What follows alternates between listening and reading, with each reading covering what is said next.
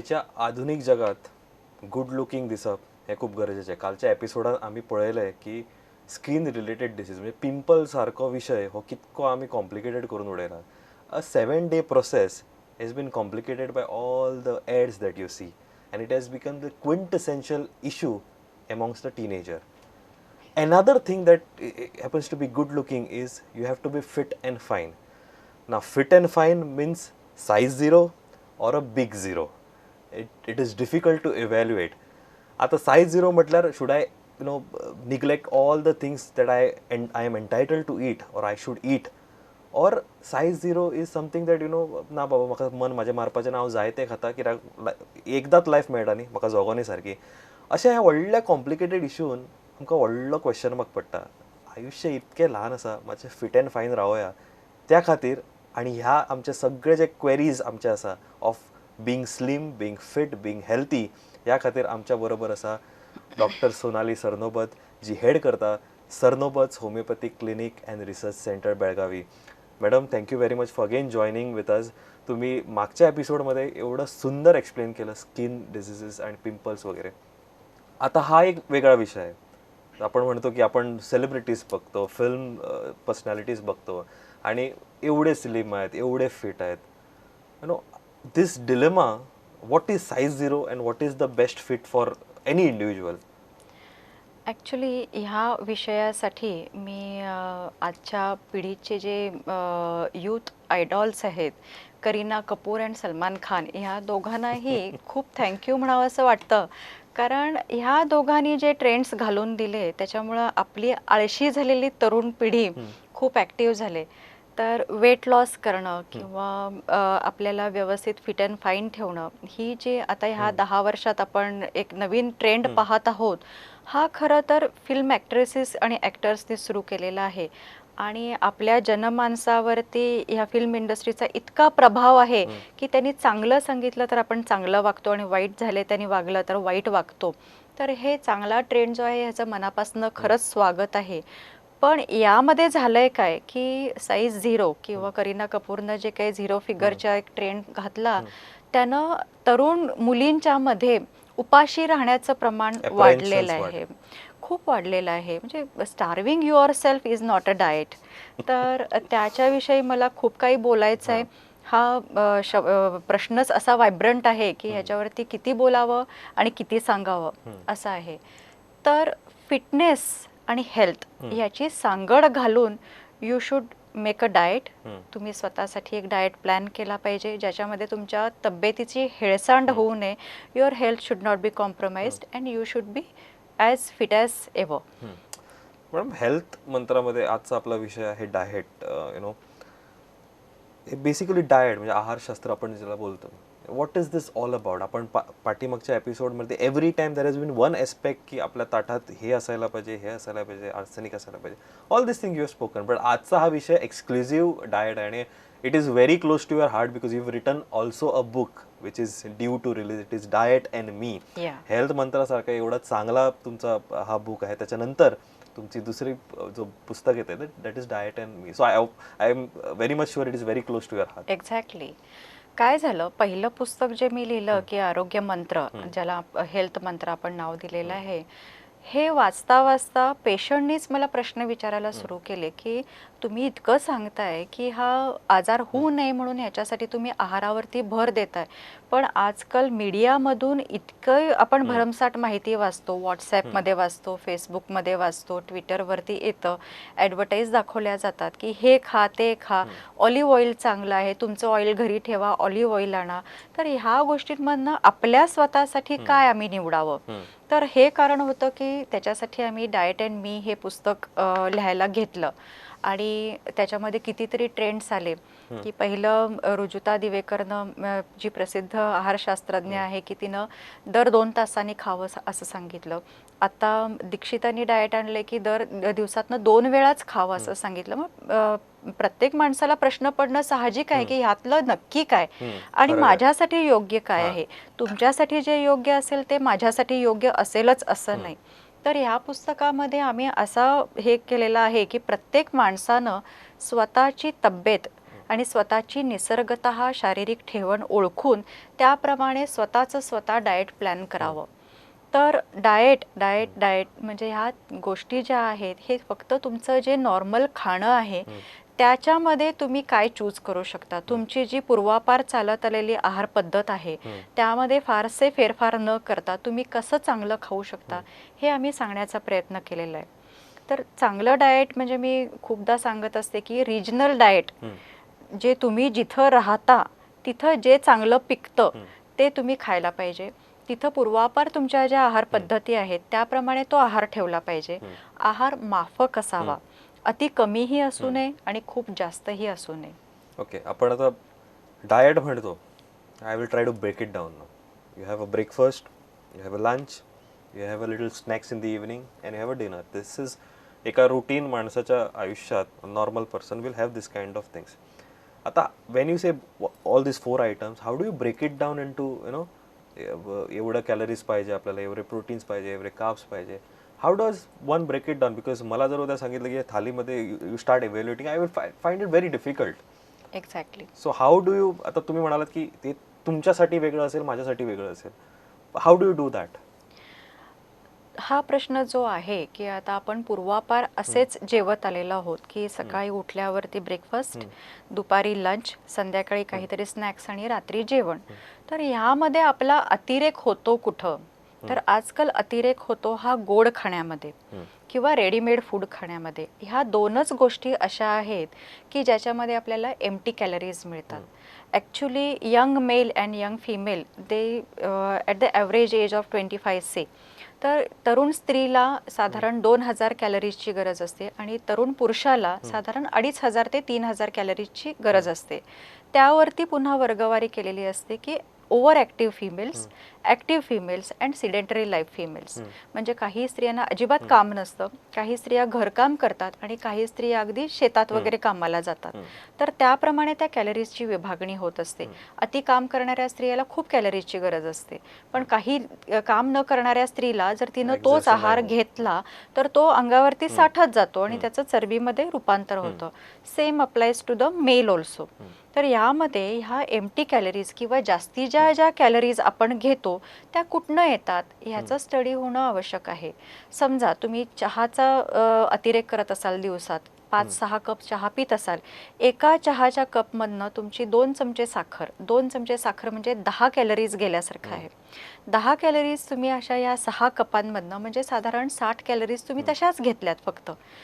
तसा हा एनर्जीचा जो ओव्हरलोड होतो तो तुमच्या शरीरामध्ये चरबीच्या स्वरूपात साठवला जातो. आणि तो साध्या व्यायामातून, म्हणजे तुम्ही जर का फक्त पायऱ्या उतरत चढत असाल किंवा घरामध्ये 4 खोल्यांमधनं फिरत असाल तर त्या कॅलरीज वाया जात नाहीत, त्या साठून राहतात. तर त्या लूज कशा करायच्या? तर व्यायाम करायला पाहिजे. म्हणून आहार, व्यायाम आणि तुमचं हालचाल ह्याची सगळ्याची सांगड घातली पाहिजे. आता एक क्लासिक एक्झाम्पल आहे. एक जातो पिक्चर बघायला, एक म्हणा भाग मिल्खा भाग किंवा आपलं सलमान खानची मूवी किंवा शाहरुख खानची, तिथे तो 6 पॅक बघतो, पूर्ण बॉडी बघतो आणि तो एकदम तो झॅप. दुसऱ्या दिवशी from that moment he decides मी एक्सरसाइज करणार, मी डाएट चेंज करणार, मी I want to be fit and fine. Next 1-2 months may be he follows that particular practice. आता माझा एकच प्रश्न आहे की आपण 30 वर्ष एका डाएटमध्ये आपण फॉलो करतो आपल्या खाण्याची पद्धत वगैरे. All of a sudden with that particular movie I start changing. Will it backfire me in terms of diet, especially when I change drastically my diet, or can I survive with that diet? मी आता fast food नाही खात किंवा नॉर्मलचं मी bulk खायचं ते नाही खात आता मी फक्त सॅलड्स आणि प्रॉपर डाएट करतो. Will it backfire me? Backfire होतं कधी की जेव्हा तुम्ही चुकीचं डाएट करता. काही लोक काय करतात की विकतचे प्रोटीन्स आणून त्याचे शेक करून पिणं आणि आपलं रोजचं डाएट अजिबात न घेणं, म्हणजे आपला आहारच बंद करायचा नेहमीचा आणि 2 वेळा त्याचं मील सबस्टिट्यूट म्हणून जी काय रेडीमेड प्रोटीन पावडर येते ती घ्यायची आणि बाकीचं आपलं जेवण अजिबात घ्यायचं नाही. असं केल्यानं किडनी फेल्युअर झालेल्या केसेस भरपूर खूप आहेत. आहेत. शिवाय बॉडीचे सगळे पूर्ण बायोकेमिस्ट्री बदलून गेल्यानं अनेक आजारांना निमंत्रण दिलं जातं. अर्ली एज डायबिटीस होऊ शकतो, अर्ली एज हायपरटेन्शन होऊ शकतं. एकदम वेट लॉस करायचा, एकदम सिक्स पॅक्स बनवायचेत आणि एकदम माझे मसल बिल्ड करायचेत, माझे बायसेप्स दिसलेच पाहिजेत, ह्या हेतूनं पछाडलेल्या कितीतरी मुलांचा असा लॉस झालेला मी पाहिलेला आहे. तर ह्याला शास्त्रशुद्ध सल्ला घेऊन व्यवस्थित डाएट फॉलो करणे आणि व्यवस्थित व्यायाम करणं हे दोन्ही गरजेचं आहे. प्रत्येक जिममध्ये प्रत्येक इन्स्ट्रक्टर हा मी आता फूड स्पेशालिस्ट आहे, मी डायटिशियनच आहे, ह्या दृष्टीनं सल्ले देत राहतो. ते ह्याच्यावरचे ॲड बघून तुम्ही ॲमेझॉनवरनं BCA मागवा किंवा प्रोटीन सप्लिमेंट मागवा किंवा प्रोटीनच्या कॅप्सूल्स घ्या आणि फॅट उडवायसाठी तुम्ही त्याचे वेगळे जी इंजेक्शन्स असतात ती घ्या, लोडिंग करा. ह्या गोष्टी ज्या आहेत, हा प्रचंड मोठी इंडस्ट्री आहे ह्याच्या मागं की तरुणांना ते पूर्ण मोटिवेट करायचं, आपल्याकडे वळवायचं आणि त्यांच्या माथी हे सगळं मारायचं. तर ह्याच्यामधलं मार्केटिंगचं जे तंत्र आहे त्याला भूल न देता, त्याला बळी न पडता प्रत्येकानं व्यवस्थित वाचून किंवा व्यवस्थित आहारशास्त्रज्ञांचा सल्ला घेऊन हे प्लॅन करणं खूप गरजेचं आहे. आता आम्ही पाठीमागच्या एपिसोड्समध्ये वेगवेगळे आजार बघितले. त्या आजारांना स्पेसिफिक डाएट असतो का, just to take care of of that particular thing? प्रत्येक आजाराचा स्पेसिफिक डाएट हा असावाच लागतो. कारण आपण खूपदा आता ऐकलं की प्रत्येक आजाराच्या वेळेला त्याची जी काही आहार पद्धती चुकीची असल्यामुळं काही वेळेला आजार होतात आणि काही आजारांमध्ये काही ठराविक आहार म्हणजे जे काही ठराविक फूड आयटम्स आहेत ते अवॉइड करायला लागतात. जसं की आता मधुमेह म्हटलं तर त्याच्यामध्ये साखर आणि गुळाचे सगळे पदार्थ कमी करावे लागतात. त्याशिवाय ग्लायसेमिक इंडेक्स जास्त असलेले पदार्थ म्हणजे भात किंवा तांदळाचे पदार्थ, बेकरीचे पदार्थ, ऑइली फूड हे सगळं कमी करावं लागतं. हार्टचे विषयी, हार्टचे ज्यांना ब्लॉक असतात म्हणजे रक्तवाहिन्या ज्या ब्लॉक होतात, हृदयाला पुरवठा करणाऱ्या ज्या रक्तवाहिन्या ब्लॉक होतात, तर त्यावेळेला त्या रक्तवाहिन्यांमध्ये जी अतिरिक्त चरबी साठते किंवा कोलेस्ट्रॉल वाढतं, तर ते कमी करणारा आहार तसा घ्यावा लागतो. म्हणजे तळलेले deep fried food particles, food items हे न घेता, शिवाय जास्त प्रिझर्वेटिव्स असलेले रेड मीट वगैरे हे जे चिकन, मटण हे सगळं त्याच्यामध्ये कमी करावं लागतं. आता उदाहरणार्थ गाऊटमध्ये जो संधिवाताचा प्रकार आहे, तर त्याच्यामध्ये नॉन व्हेजिटेरियन फूड पूर्णतः कट करावं लागतं, अल्कोहोल पूर्ण बंद करावं लागतं. किडनीचे काही विकार आहेत की ज्याच्यामध्ये सिट्रस फूड म्हणजे काही सिट्रस फळं, मोसंबी, संत्री, लिंबू हे अवॉइड करावं लागतं. काळे वाटाणे खाता येत नाहीत, मटण खाता येत नाही आणि त्याशिवाय काही मासे म्हणजे साधारण आपले सी फूडमधले काही ठराविक मासे खाता येत नाहीत, ज्यानं किडनीला मार बसू शकतो. तर प्रत्येक आजाराला स्पेसिफिक डाएट हे असतंच. ओके, आपण ट्रेडिशनल लाईफस्टाईल आणि मॉडर्न लाईफस्टाईल जे बघतो, आय बिलीव्ह ट्रेडिशनल लाईफस्टाईलमध्ये आपल्याला स्टेपल फूड आणि त्याचा आहार time to time, because the kind of lifestyle he is completely different, secluded. Modern लाईफस्टाईलमध्ये आपलं खूप चेंजेस असतात. There is no time for work, there is no you need to run, you need to be on your toes every moment. How do you cater this lifestyle and a diet plan for person who's on go basically? Actually सगळेच काही आजार lifestyle induced नसतात. आता पूर्वीच्या काळी सुद्धा खूप आजार होते, आत्ताही खूप आजार आहेत. पण एक म्हण आहे की चोरावर मोर होता आलं पाहिजे. तर आपली लाईफस्टाईल आपल्याला आता बंद करता येणार नाही किंवा थांबवता येणार नाही. आपण सगळे काहीतरी ध्येयानं पछाडलेलो असतो, ते ध्येय आपल्याला मिळवायचं असतं, शॉर्टकट्स असतात. पण त्यामध्ये आपण एका दिवशी बसून पूर्ण आपल्या लाईफस्टाईल कशी आहे, आपण काय खाऊ शकतो ह्याचं एक अनालायसिस करून त्याप्रमाणे आपला डाएट प्लॅन बसवून घ्यायला पाहिजे. रोज तेच तेच एकसुरी खायचं नाही, वेगळं वेगळं खायचं, पण त्याच्यामध्ये तुमचे कॅलरी इनपुट्स कसे असावेत, त्याला क्वालिटी कशी राहील आणि तुम्ही ते किती कमी वेळात तयार करू शकाल किंवा कमी वेळात तयार करून घेऊ शकाल, किती वेळ कमी वेळात कॅरी करू शकाल आणि ते कॅरी केलेलं फूड त्याची संध्याकाळपर्यंत किंवा दुपारपर्यंत क्वालिटी कशी राहील हे स्टडी करून जर का केलं तर त्याच्यामध्ये व्हरायटी ऑफ फूड्स आहेत. आजकाल तुम्हाला नेटवरती किंवा व्हॉट्सॲपवरती अशा कितीतरी रेसिपीज येतात. यूट्यूबचा फूड चॅनल जर ओपन केला तर आपल्याला अनेक रेसिपीज मिळतात. फक्त ह्याच्यामध्ये काय करायला पाहिजे तर आपल्या विल पॉवरची त्याच्यामध्ये गरज आहे की करायचं आहे असं जर का आपण खरोखर ठरवलं तर खरोखरच आपण फूड प्लॅन करू शकतो. आणि कन्सिस्टंटली करायला पाहिजे. It is not हां, फक्त सस्टेनेबल असलं पाहिजे. व्यायाम आणि आहार ह्याला सस्टेनेबिलिटी इज व्हेरी इम्पॉर्टंट. बरं, अजून एक विषय आपण बोललो की when do you start a diet? Is there a age, is there a bracket of age की आपण ह्या ब्रॅकेटमध्ये करायला पाहिजे, त्याच्यानंतर किंवा त्याच्या अगोदर नाही करायचं, असं इज देअर अ नोशन?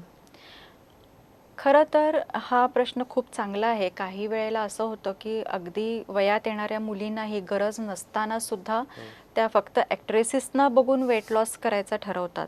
पण प्युबर्टीमध्ये म्हणजे जेव्हा स्त्री पुरुष वयामध्ये येतात, वेन द प्युबर्टी स्टार्ट्स, तर त्यावेळेला शरीराची ठेवण ही नॉर्मल असते.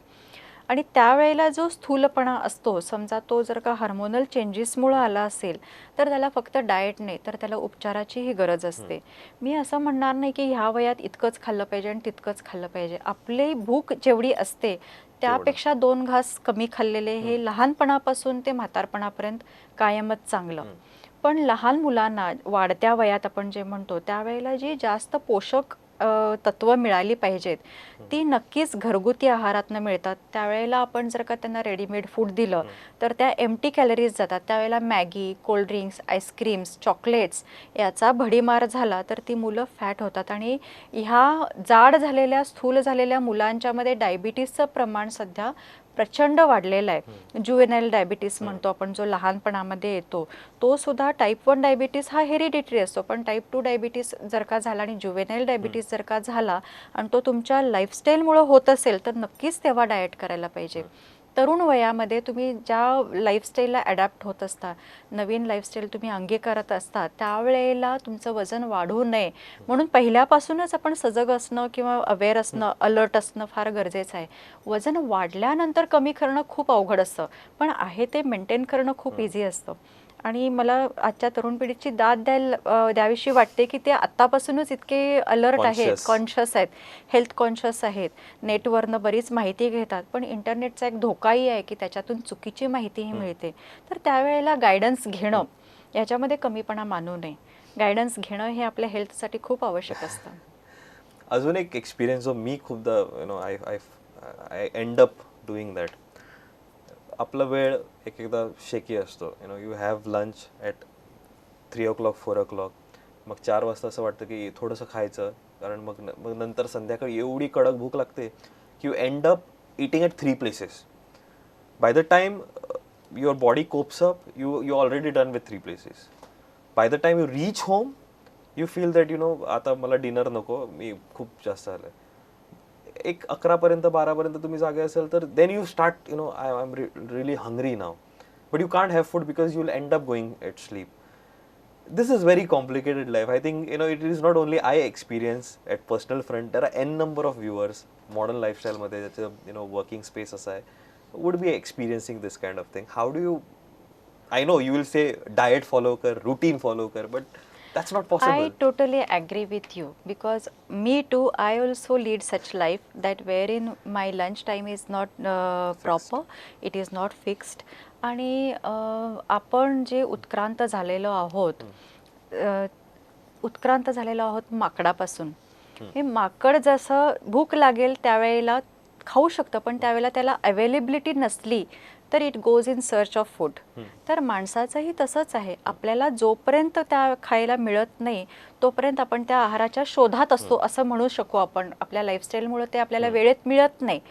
पण ही जडणघडण जी आहे शरीराची, आपलं शरीर पटकन ॲडॅप्ट होत असतं. तर ही जी हंगर पँग असते की आपण आता लंच स्किप केलेला आहे, संध्याकाळी आपल्याला खायचं आहे, पण तेव्हा खूप काही खाल्लं जातं आणि त्यावेळेला रिच कॅलरी खाल्लं जातं. तर त्यावेळेला आपण वाईजली ॲक्ट करायला पाहिजे. तेव्हा आपलं डोकं शाबूत ठेवलं पाहिजे की त्यावेळेला कमी कॅलरीचं पण फुलफिलिंग म्हणजे पोट भरण्यासारखं असं एखादं चांगलं सॅलड किंवा एखादा चांगला ज्यूस किंवा एखादं फळ, ज्यूसपेक्षाही फळ हे चांगलं असतं, कारण त्याच्यामध्ये कॅलरीज तेवढ्या कमी असतात आणि ते चावून खाल्लं जातं. ज्यूसमध्ये पुन्हा साखरेचं प्रमाण वाढतं. तर हे आपण त्यावेळेला खाऊ शकतो. जेव्हा आपल्याला खूप भूक लागलेली आहे आणि दुपारची वेळ टळून गेलेली आहे आणि तेव्हा गेलो आणि आपण बर्गर खाल्ला तर त्या एम्प्टी कॅलरीज ॲड होतात आणि त्याचं समाधान मिळत नाही. पुन्हा आपण जेवणाची वेळ चुकवल्यामुळं अवेळी हंगर पँग्स येणं, की रात्री मी उठल्यावरती आता उठून आईस्क्रीम खावं असं वाटणं वगैरे, हे जे काय आहे हे रात्रीचं आपलं जेवणाची वेळ टळण्यामुळं आहे. तर पूर्वी जे सांगितलं जायचं की सूर्योदयापूर्वी तुम्ही खावा, तर आपलं बायोलॉजिकल क्लॉक जे आहे हे ह्याप्रमाणे चालत असतं. पण समजा तरी सुद्धा आपण जर का ते स्किप झालं तर त्यावेळेला एखादं सूप घेणं जे कम्फर्ट फूड पण आहे, म्हणजे ते घेतल्यावर तुम्हाला समाधान वाटलं पाहिजे. तर आईस्क्रीमच्या ऐवजी सूप किंवा आईस्क्रीमच्या ऐवजीच एखादा हेल्दी स्नॅक आयटम जो आहे तो आपण रेडी करून फ्रीजमध्ये ठेवू शकतो आणि त्यावेळेला तो मायक्रोवेव्हमध्ये गरम करून खाऊ शकतो. अशा पद्धतीनं आपल्या हँगर पॅन्क्सना सुद्धा ओळखलं पाहिजे. आपण असं होतंय म्हणून गप्प बसतो पण त्याची उपाययोजना करत नाही, तिथं आपलं चुकतं. तर हे जर का आपण शोधून त्या वेळेला कशा टॅकल करायचे हे जर का ठरवलं तर आपण नक्कीच डाएट फॉलो करू शकू. आता डाएट बद्दल आपण बोलतो आणि Goa happens to be the place where you get the best of seafood, and also there are n number of people who also eat red meat किंवा वेगळे white meat as you said. There is a person, I like to have fish. I'm a no non-veg, no veg Fishitarian. person. Fishitarian as you said. Which is good? Is it non-veg is good and I follow a certain diet? Is it good or veg diet is good? कोकांना खूप जणांना apprehensions असतात त्याच्याबद्दल. Which one is good? आहार कुठलाच वाईट नाहीये आणि आपली भारतीय खाण्याची पद्धत इतकी सुंदर आहे की त्याच्यामध्ये प्रोटीन बरोबर कार्बोहायड्रेट दिलेलं आहे. तुम्ही लोक मासे खाता त्याच्याबरोबर भात पण खाल्ला जातो. तर भात उकडा तांदूळ खाल्ला जातो. ॲक्च्युली गोवन बेसिकली उकडा तांदूळ खाल्ला जातो आणि त्याचा ग्लायसेमिक इंडेक्स खूप कमी असतो. म्हणजे त्यानं साखर वाढायचा धोका किंवा वजन वाढायचा धोका हा खूप कमी असतो. आपण पाहतो की ओरिजिनली कोकणी माणूस जो आहे तो अगदी काटक आहे. म्हणजे त्याची शारीरिक ठेवण ही स्थूल नाहीये, काटक असल्यामुळं, बारीक असल्यामुळं तो चपळ आहे आणि चपळ आहे त्याबरोबर त्याचा मेंदूही तल्लख आहे. तर का तर ह्या फिशमुळं, फिश ऑइलमध्ये ओमेगा फॅटी ॲसिड्स असतात, ओमेगा 3 ॲसिड्स असतात, जी मेंदूच्या वाढीसाठी आणि मेंदूच्या चालनेसाठी खूप चांगली मानली जातात. त्याच्यामुळे मला वाटते कोकणी लोक फार हुशार झाले असतील. आणि त्याला सपोर्ट करायसाठी हा उकडा तांदूळ जो आहे त्यानं उकड्या तांदळाचं पचन हे फिश ऑइल्समुळं व्यवस्थित शरीरामध्ये होतं. आता सी फूडमध्ये सुद्धा जे काही प्रॉन्स आहेत किंवा इतर काही मासे आहेत, लॉबस्टर्स आहेत, तर त्याच्यामधले सुद्धा काही इसेन्शियल फॅटी ॲसिड्स आहेत जी माणसाच्या मेंदूसाठी किंवा इतर नसांच्यासाठी, नर्व्ससाठी फार चांगली मानली जातात आणि हे बॅलन्स फूड आहे. आता मी मागच्या एका एपिसोडमध्ये आपल्याला उदाहरण दिलं की वरण भात लिंबू आणि तूप हे जे कॉम्बिनेशन आहे ह्याच्यामध्ये कार्बोहायड्रेट आहे, विटॅमिन आहे, थोड्या प्रमाणात फॅट आहे आणि कार्बोहायड्रेट पण आहे.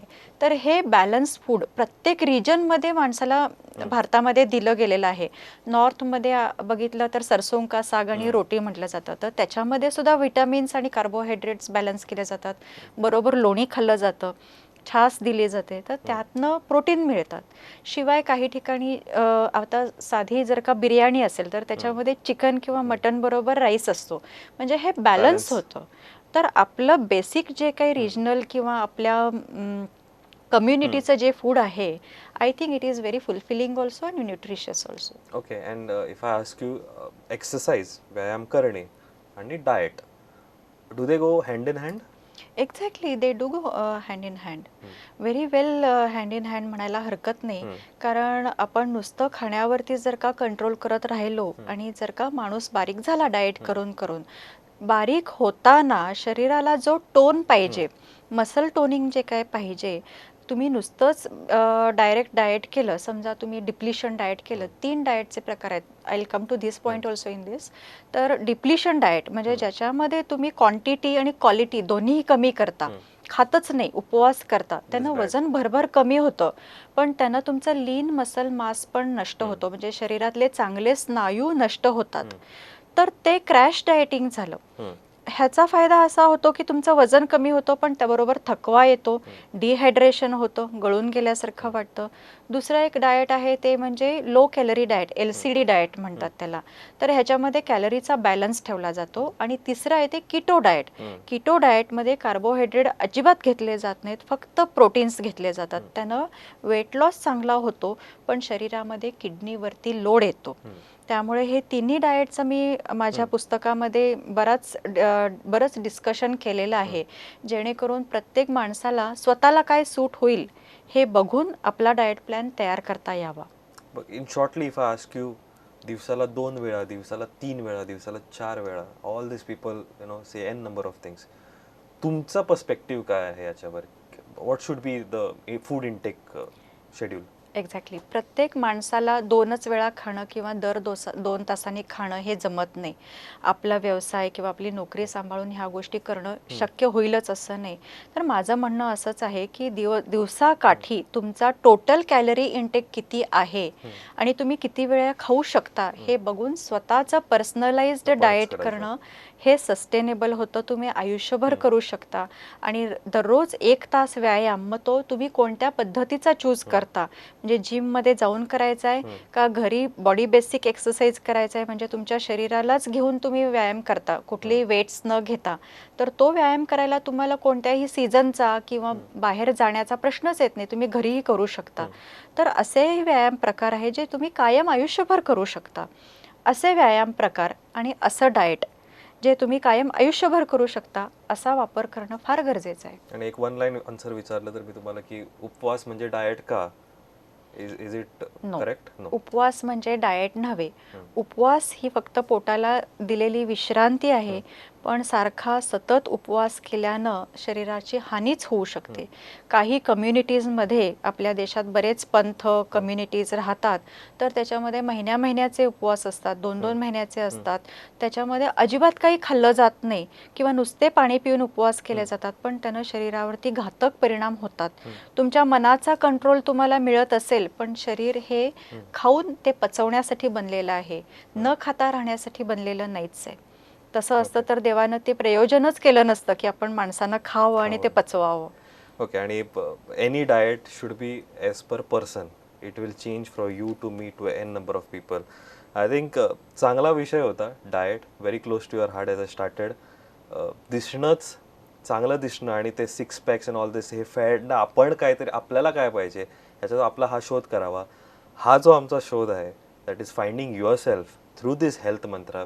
ऑब्वियसली माझे व्ह्युअर्स डेफिनेटली तुमकां आवडले आसतले जे आता आमी डायटाचेर उलयला. वेगवेगळे विशय आसा, 2-3 कितके, कितें, कसलो डायट, केन्ना कितें करप, वेगवेगळे विशय आसा. बट आमी प्रयत्न केलो ह्या प्रवासान आमच्या ही सगळी उत्तरां तुमकां मेळोवपाची in a brand new program that is health Mantra.